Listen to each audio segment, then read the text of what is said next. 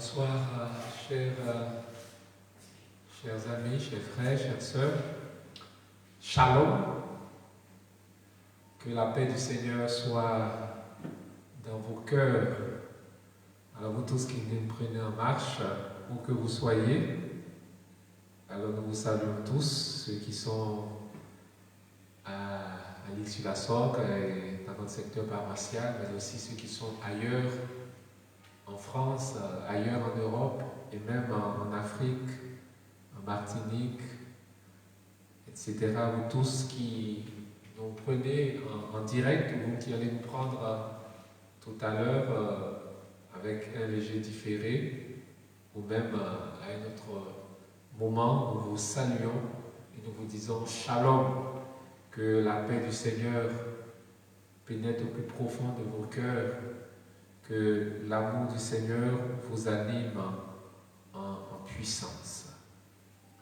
Alors, nous allons commencer par entrer dans la présence de Dieu avec la prière et ensuite nous allons partager la divine parole de Dieu. Au nom du Père et du Fils et du Saint-Esprit, Amen. Sois béni et sois glorifié, Seigneur, notre Dieu et notre Père. Toi qui es, toi qui étais et toi qui viens. Toi qui règnes dans l'autel des cieux comme sur notre planète. Toi qui surtout étends ton règne sur nos cœurs. Père très bon, nous te rendons grâce pour ce jour. Nous te bénissons pour tout ce que nous avons pu vivre avec toi et par toi. Et nous te bénissons pour ce moment, ce temps de prière en cette soirée. Seigneur, sois avec nous, sois avec tes enfants qui nous rejoignent maintenant, sois avec eux, sois auprès d'eux. Installe-toi, Seigneur, installe ton trône auprès d'eux, dans leur maison. Merci, Seigneur, de leur donner de sentir que tu es avec eux. Et que c'est toi-même qui conduis ce moment, c'est toi-même qui parles, Seigneur. Je t'offre tout mon être pour que tu t'en serves, pour parler à tes enfants, pour les éclairer, pour les orienter, pour les conduire, selon ton amour et selon ta sagesse. Que ton esprit, Seigneur, descende sur eux, que ton esprit envahisse leur cœur, que ton esprit se saisisse de leur entendement, que ton esprit, Seigneur, soit celui qui porte ta parole au plus profond de leur être, de leur cœur, de leur pensée. Qu'ils soient tous, Seigneur, profondément visités par la présence lumineuse de ton esprit. Père Saint, nous te glorifions, nous te rendons grâce et nous nous adressons à toi, nous nous confions à toi par Jésus le Christ, notre Seigneur, lui qui est le chemin, la vérité et la vie. Merci d'accueillir sa prière, le relais de notre prière par cette main très sainte, par cette main toute puissante. Louange à toi, Seigneur, et que la prière de Marie, notre Mère, nous permette de demeurer dans ta sainte présence. Amen. Amen, chers frères, chères sœurs. Alors je vous invite, n'hésitez pas à partager cette vidéo avec vos proches, avec vos amis, partagez autant que vous pouvez parce que la parole de Dieu, elle est faite pour être partagée, pour être donnée. Donc soyez comme les messagers, les relais de la bonne nouvelle, portez cette bonne nouvelle donc à vos amis, à vos frères et qu'ils puissent eux aussi bénéficier de ce que nous allons vivre maintenant. Alors,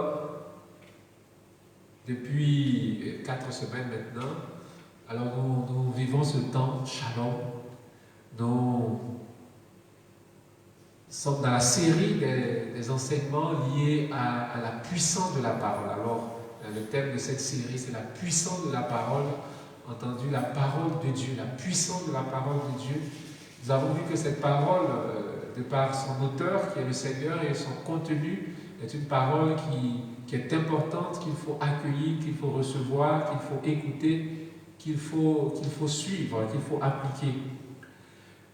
Alors la dernière fois, nous avons vu que cette parole qui vient du Seigneur est une parole qui est créatrice, une parole qui appelle à l'existence. Dieu a fait toutes choses par la puissance de sa parole. Et il a dit que la lumière soit. Faisons l'homme à notre image. Donc c'est par sa parole que Dieu appelle toutes choses à l'existence. Mais une fois que Dieu a appelé ces choses-là à l'existence, alors cette création de Dieu doit être maintenue. Donc Dieu n'abandonne pas sa création, mais par sa providence, il continue à pouvoir, à maintenir sa création en vie. Et tout cela toujours par la puissance de sa parole. Cette parole peut se manifester de diverses manières. Quand nous prions, c'est aussi la parole de Dieu qui est en mouvement et qui va déclencher encore l'action du Seigneur. Et cette parole a aussi le pouvoir de réparer, de guérir. Quand Jésus dit à ce paralysé, mon fils, tes péchés te sont pardonnés, mais cette parole, elle est efficace, elle est puissante. Autant elle était puissante pour appeler ce qui n'existait pas à l'existence, elle est puissante pour guérir ce cœur qui a été lié, enchaîné par le péché. Donc quand Jésus dit, mon fils, tes péchés te sont pardonnés, alors la puissance de la parole se manifeste et cet homme est vraiment pardonné. De la même manière, l'Église poursuit ce ministère de guérison du Christ à travers le sacrement de la réconciliation. Alors, ou encore à ce même paralysé, Jésus a dit, lève-toi et marche. Lève-toi et marche. Alors là encore, la puissance de Dieu s'est déployée à travers sa parole et par le ministère de Jésus. Donc cet homme a été guéri. Alors à partir de ce soir, toujours dans cette série d'enseignements sur la puissance de la parole de Dieu, nous allons pendant quelques séances nous arrêter sur un groupe de personnes qui exercent de manière particulière le ministère de la parole. Il s'agit des prophètes. Nous allons parler des prophètes. Les prophètes, ceux qui sont dans la Bible, dans l'Ancien Testament comme dans le Nouveau Testament, mais nous verrons qu'il n'y a pas que ceux-là qui sont prophètes. Donc nous allons parler donc des prophètes. Qui sont les prophètes? Quelle est leur mission? Quelle utilité ont-ils? Comment ils exercent le ministère de prophète? Comment ils agissent? Et est-ce que notre monde aujourd'hui a besoin de prophètes? Et si c'est le cas, quels sont les prophètes d'aujourd'hui?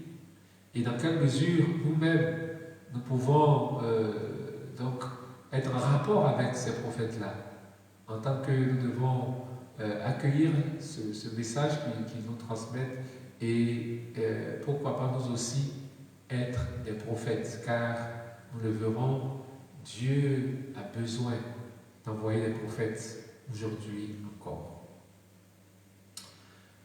Alors nous allons partir n'oublions pas que Shalom, c'est l'expérience de la Vierge Marie qui va saluer Élisabeth. Il dit Shalom, et la puissance de cette salutation de Marie, cette puissance de cette parole de salutation donc, va déclencher une effusion de l'Esprit Saint sur Élisabeth, mais aussi sur Jean, cet enfant donc que portait Élisabeth. Alors, lorsque Jean est né, son père Zacharie a élevé un cantique d'action de grâce, de louange vers le Seigneur, ce qu'on appelle le cantique de Zacharie. Béni soit le Seigneur, le Dieu d'Israël, qui visite et rachète son peuple. Il a fait surgir la force qui nous sauve dans la maison de David, son serviteur, comme il a dit par la bouche des prophètes, par ses saints depuis les temps anciens, comme il a dit par la bouche des prophètes, par ses saints depuis les temps anciens. Salut qui nous arrache à l'ennemi, à la main de tous nos oppresseurs, amour qu'il montre envers nos pères, mémoire de son alliance sainte. Et nous sommes au chapitre 1er de l'évangile de Luc, et au verset 76, il dit, Zacharie dit, et toi, petit enfant, tu seras appelé prophète du Très-Haut. Et toi, petit enfant, tu seras appelé prophète du Très-Haut. Tu marcheras devant à la face du Seigneur et tu prépareras ses chemins. Alors, notre thème de ce soir donc, va être essentiellement, va porter sur le verset 76 du premier chapitre de l'Évangile de Luc. Et toi, petit enfant, tu seras appelé prophète du Très-Haut. Zacharie parle de son fils Jean, qui n'était qu'un bébé, mais il dit tu seras appelé prophète du Très-Haut. Alors, c'est quoi un prophète? C'est quoi un prophète? Alors, dans notre mentalité profane, quand on dit prophète, alors on dit c'est quelqu'un qui prédit l'avenir, quelqu'un qui annonce ce qui va venir dans le futur, ce qui va se passer dans le futur. Ah, ça c'est un prophète. Il a annoncé quelque chose qui va se faire plus tard. Voilà. Alors ça c'est une définition, on pourrait dire, profane du prophète, mais le prophète tel que la Bible le conçoit et le présente, c'est pas forcément cela. Le prophète, c'est un interprète de la parole divine, de la parole de Dieu. Quelqu'un qui interprète la parole de Dieu.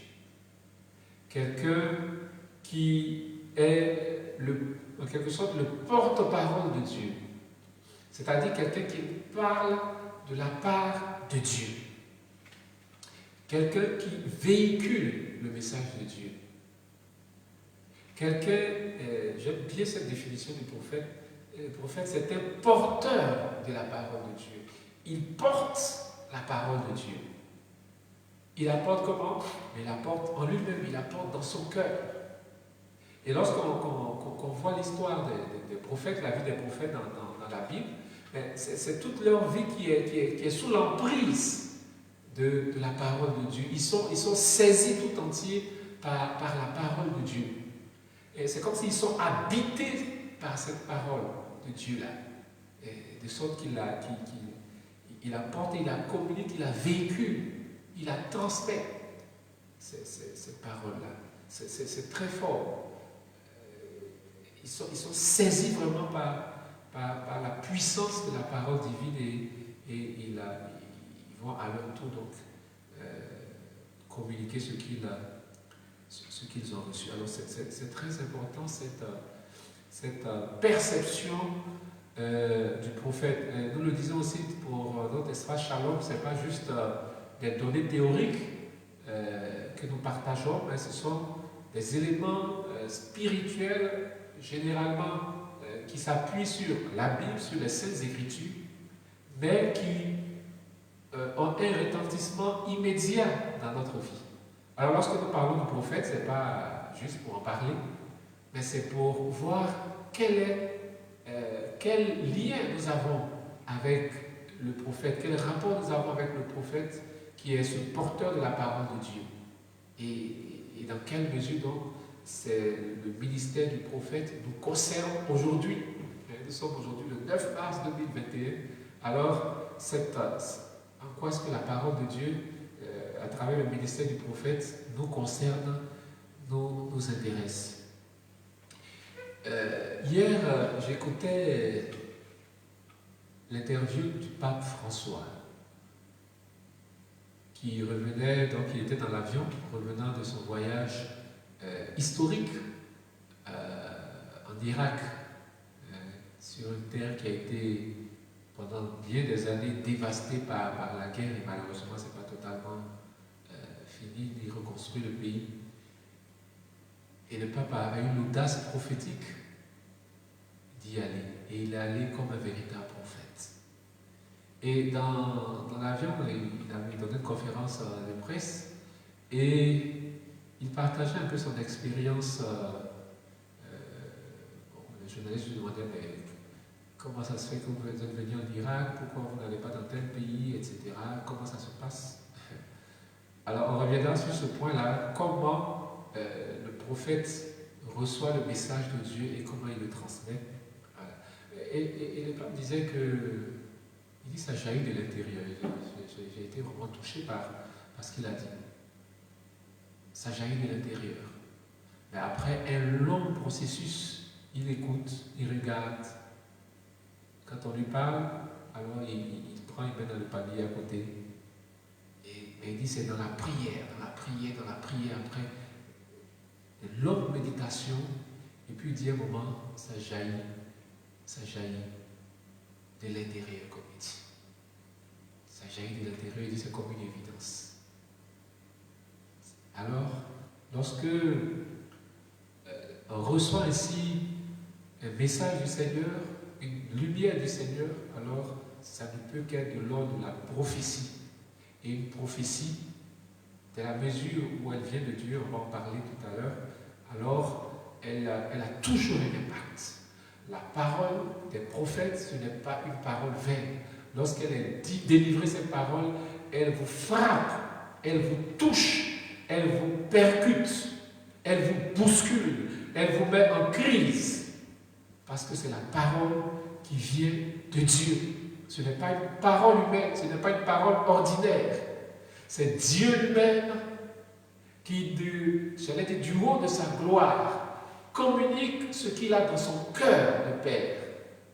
Il communique cela à une personne humaine, comme vous et moi, qui reçoit cette parole, et cette parole transite par sa personne.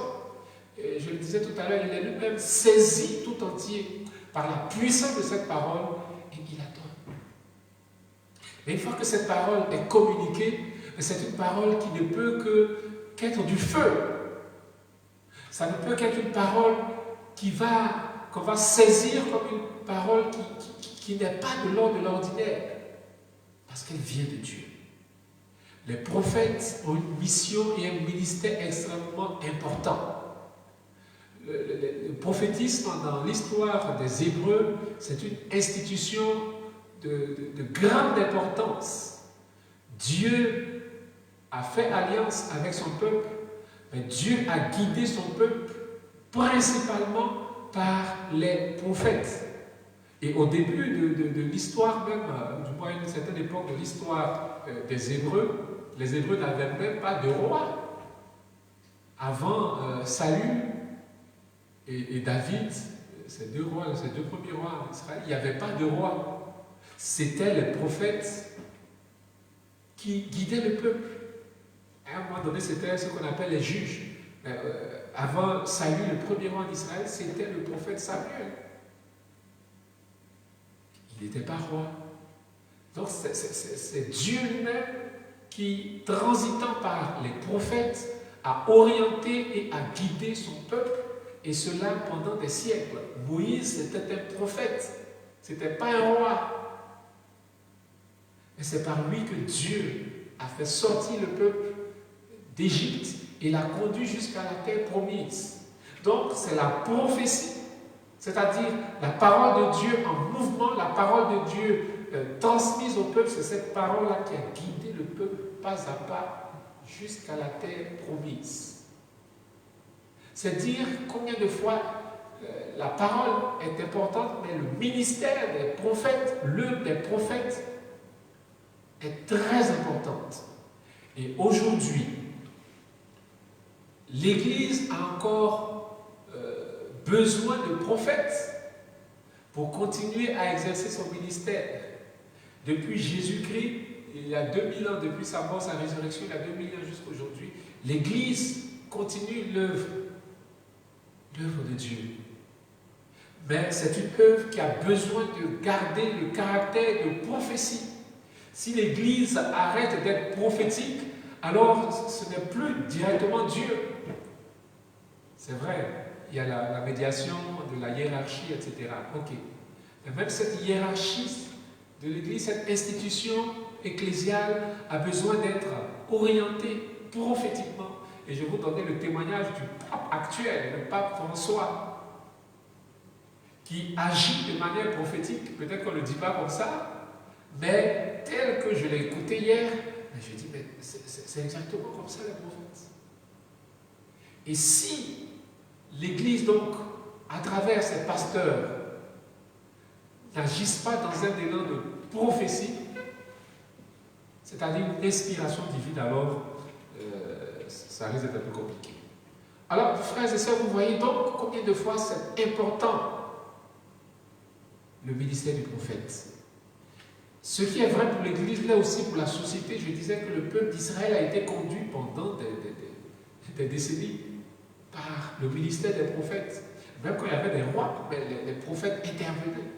Alors notre monde actuel, qui est si perturbé, qui est si troublé, qui est si déstabilisé, il y a des nations entières qui ne savent pas comment s'orienter, on ne sait même plus qui on va choisir comme chef d'État, etc.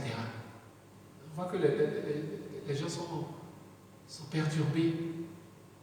On ne sait pas quelle option faire. Mais c'est là qu'on a besoin de prophètes. L'Europe a besoin de prophètes. Les États-Unis, le Canada, etc. ont besoin de prophètes. Les pays africains ont besoin de prophètes.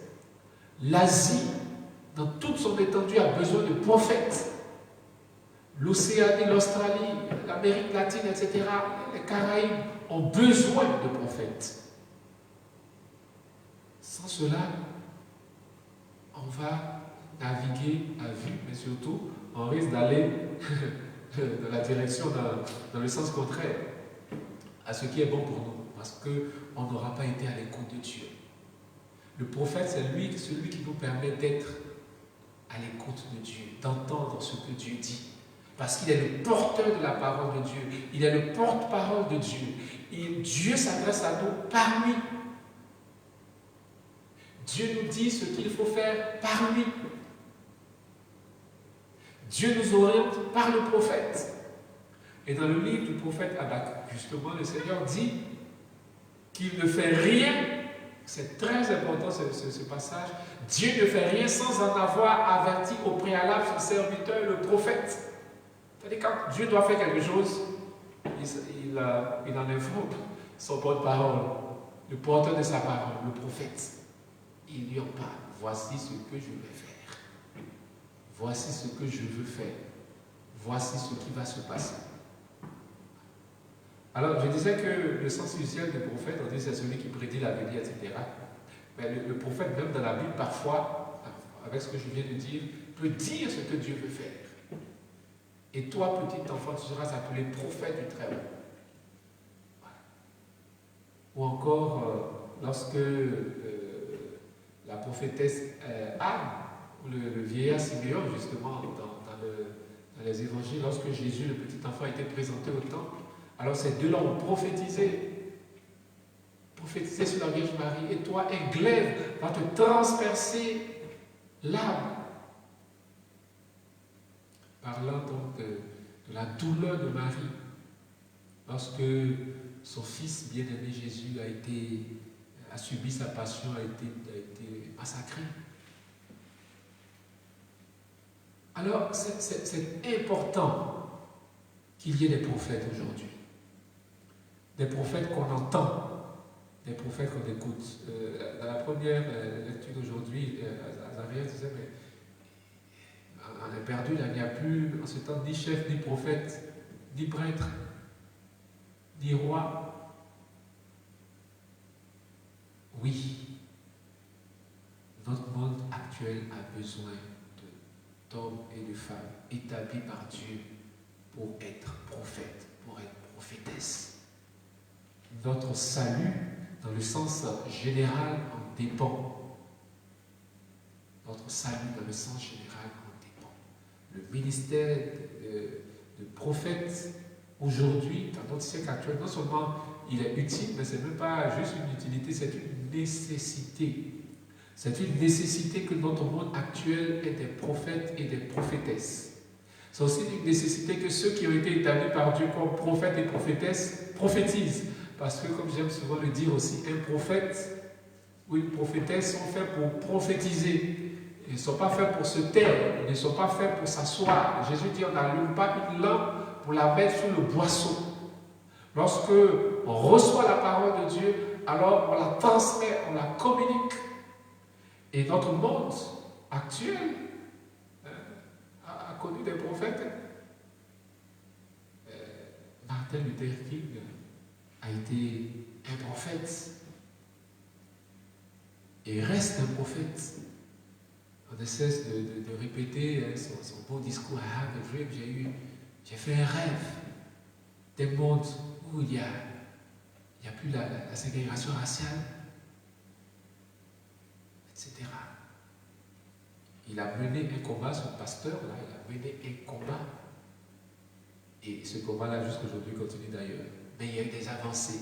C'était un prophète. Mère Teresa a été une prophétesse, s'occuper des pauvres, etc. Bon, l'abbé Pierre, ici en France, a été un prophète. Mais il n'y a pas que les chrétiens qui ont été des prophètes. Même des personnes d'autres religions agissent aussi de manière prophétique. C'est-à-dire que leurs gestes, leurs actions interpellent. Alors il y a cette jeune suédoise là par rapport aux questions d'écologie. Bon, d'une certaine manière aussi. Alors c'est vrai, peut-être qu'il peut y avoir des gens qui tirent des ficelles derrière, mais c'est aussi des interpellations qui peuvent relever de la prophétie, et ainsi de suite. Alors, frères et sœurs, tout à l'heure, donc, nous allons passer à la prière, comme nous le faisons habituellement. C'est vraiment une grande introduction que nous faisons ce soir sur la nécessité qu'il y ait des prophètes, des prophétesses qui interviennent, qui agissent. Le prophète, pour qu'il soit authentique, doit être quelqu'un qui a été appelé par Dieu et établi par Dieu comme prophète. On ne s'auto-proclame pas prophète. Ce n'est pas parce qu'on a besoin de prophète que je vais me lever demain matin et puis je vais dire, bon, étant entendu que le monde actuel a besoin de prophète, donc je pose ma candidature. Non. Ce n'est pas un appel à candidature pour être prophète. C'est Dieu qui appelle. Et nous le voyons dans les Écritures, tous ceux qui ont exercé le ministère de prophète ont été appelés par Dieu. Nous allons juste regarder le cas de Jérémie. Jérémie au chapitre 1er. La parole du Seigneur me fut adressée. Jérémie chapitre 1, le verset 4. À partir du verset 4. Avant même de te façonner dans le sein de ta mère, je te connaissais. Avant que tu viennes au jour, je t'ai consacré. Je fais de toi un prophète pour les nations. Voici ce que Dieu a dit à Jérémie et ce qu'il a dit de Jérémie. Donc avant même sa naissance ou sa conception dans le sein maternel, le Seigneur dit, je te connaissais et je t'ai consacré. Je fais de toi un prophète pour les nations. Donc c'est Dieu qui appelle, c'est Dieu qui établit. Isaïe, il a eu un jour une grande vision du ciel, il a vu Dieu dans sa gloire, les anges, les chérubins, etc. Et puis, le Seigneur a dit, mais qui vais-je envoyer? Qui vais-je envoyer vers mon peuple? Alors, Isaïe a dit, me voici, envoie-moi. Me voici, envoie-moi. Puisque tu t'es adressé à moi, me voici, envoie-moi. Nous connaissons un peu aussi l'histoire de Jean-Baptiste. Jean-Baptiste, reconnu par tous comme un prophète. Jean-Baptiste qui a été, lui aussi, depuis le sein de sa mère, on pourrait dire, depuis le Shalom. Sinon, avant ça même, sa conception a été prophétique. Et donc Jean-Baptiste a été appelé par Dieu à exercer ce ministère de prophète. Alors, nous le verrons la prochaine fois, comment est-ce que le prophète vit son ministère. Nous en parlerons la prochaine fois. Mais sachez, frères et sœurs, que vous aussi, Dieu vous appelle. Et il peut vous appeler à exercer un ministère prophétique spécifique. Nous tous, de par notre baptême, j'allais dire à la base, nous sommes appelés à être prophètes aussi. Puisque par le baptême, nous participons à la dignité du Christ qui est prêtre, prophète et roi. Voilà. Donc à la base, de par notre baptême, sacerdoce commun, Nous sommes des prêtres, des prophètes et des rois. Mais au cœur de l'Église, il y en a que Dieu peut appeler pour exercer de manière spécifique le ministère de prophète. Donc, tous prophètes, mais certains appelés à un ministère spécifique, et c'est de cela que nous parlons. Parce que là, ça a un impact encore plus fort. Mais n'empêche que, étant prophète par le baptême, nous avons aussi à porter la parole de Dieu, la parole qui est déjà donnée, qui est dans les Écritures, qui est dans l'enseignement de l'Église. Nous devons communiquer, véhiculer cette parole. Et au cœur de cela, il y en a que Dieu appelle de manière spécifique à porter sa parole. Et ça devient un véritable ministère spécifique qui est très puissant, qui est très porteur et dont le monde actuel a besoin. Amen. Alors, frères et sœurs, pour ce soir, la partie enseignement va s'arrêter là. Nous allons passer à la partie prière, intercession. Oui, car lorsque Dieu donne sa parole agit immédiatement. Sa parole est immédiatement en mouvement. Sa parole porte déjà du fruit. Lorsque Jésus annonçait l'évangile, son annonce était suivie de signes. Et il a dit, Jésus envoyait ses disciples en mission, ses apôtres, il a dit, voici les signes qui vont accompagner ceux qui auront cru. Il a énuméré un certain nombre de signes. Alors quand on annonce la parole de Dieu, il y a toujours des signes.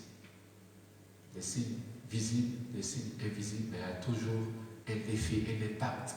Parce que nous ne cesserons de le dire, la parole de Dieu, elle est efficace, elle est puissante, elle est agissante, elle est créatrice, elle est réparatrice, elle guérit, elle oriente. Et voilà pourquoi nous prions maintenant le Seigneur.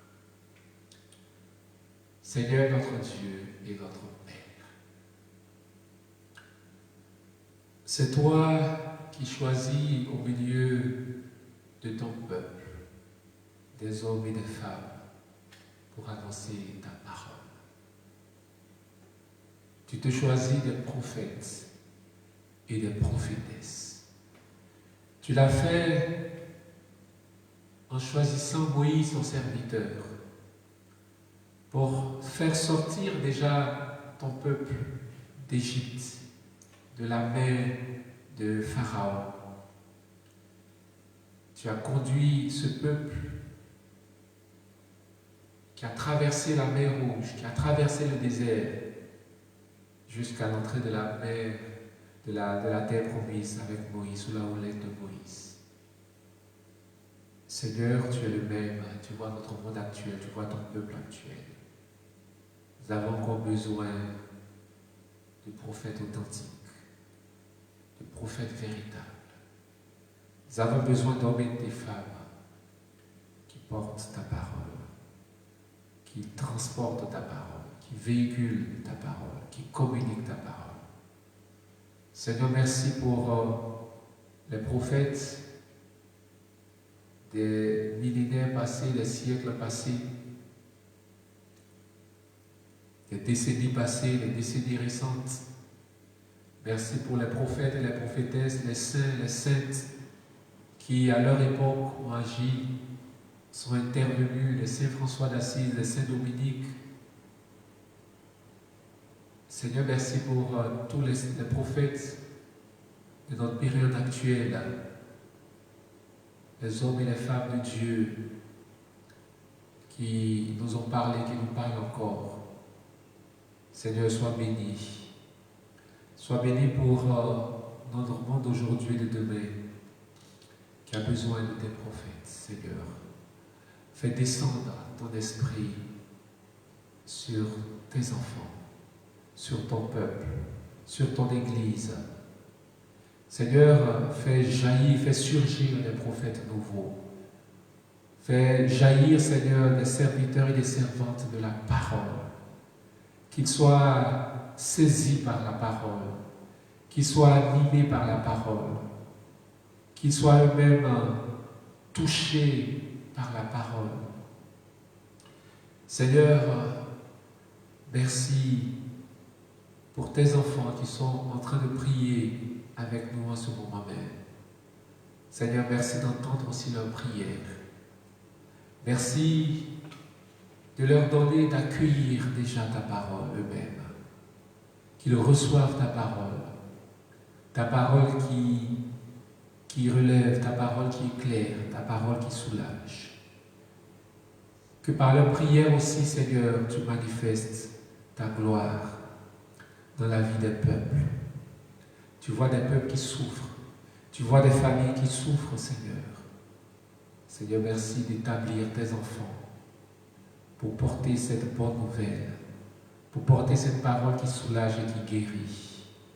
Seigneur, merci pour ceux et celles que tu es en train d'établir, que tu es en train de choisir, que tu es en train de convaincre d'être des porteurs de ta parole. Seigneur, que ta puissance touche les cœurs, que ta puissance saisisse les cœurs, que ta puissance enflamme les cœurs, comme elle a enflammé le cœur de Jérémie, de Zacharie, comme elle a enflammé le cœur de Paul, de Pierre, comme elle a enflammé le cœur de Mère Teresa, Sainte Mère Teresa, de Jean-Paul II. Seigneur, que la puissance, Seigneur, de ta parole, la puissance de ton esprit saisisse tes enfants pour qu'ils portent ta parole là où tu les enverras.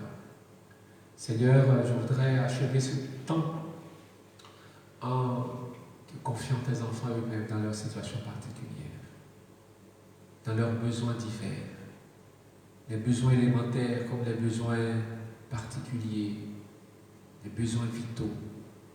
Seigneur, je te prie pour ceux et celles qui sont frappés par les deuils, qui sont déstabilisés par les deuils.